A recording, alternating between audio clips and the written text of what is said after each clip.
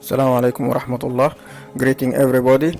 This case of bronchoscopic foreign body removal under limited tools presented by me, Dr. Wael Awad Ahmed Addosh, consultant interventional pulmonologist and adult critical care medicine intensivist. The case is 14 years old boy presented with recurrent chronic productive cough of foul smelling for 2 years, despite frequent use of antibiotic and cough expectorant. He have history of accidental aspiration of metallic bin 2 years ago. His chest x-ray done in local rural clinic showed a pin-like shadow inside the airway. Then the patient referred to me with no CT required. This is the metallic bin appear in chest x-ray of the patient, totally covered with and buried with granulation tissue over 2 years.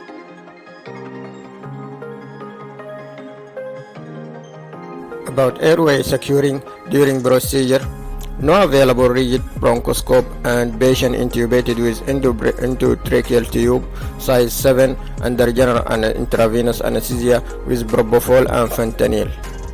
A portable small outer diameter of flexible fiber optic bronchoscope introduced through the endotracheal tube while maintaining patient ventilation.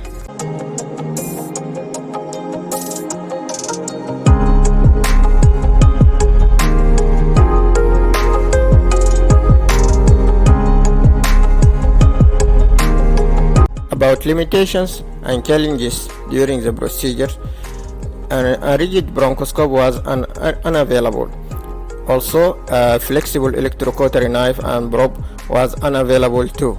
At the same time, the working channel of the used flexible fiber optic bronchoscopy was very small in diameter and not allowed to available hot snare to be introduced through it. Therefore, I introduced the flexible hot snare through the endotracheal tube alongside and parallel to the flexible fiber optic bronchoscopy.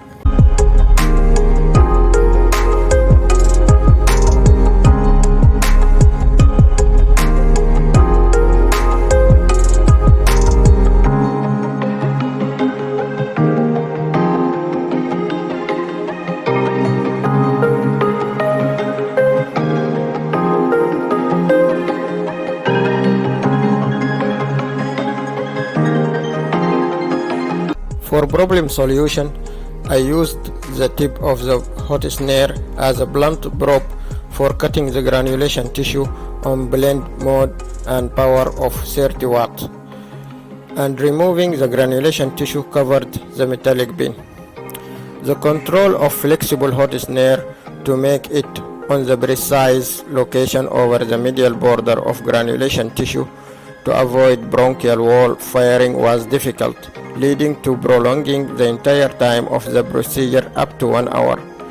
Because the flexible hot snare was not introduced through the working channel of the flexible scope, a patient discharged on the same day after operation with oral antibiotic for 7 days.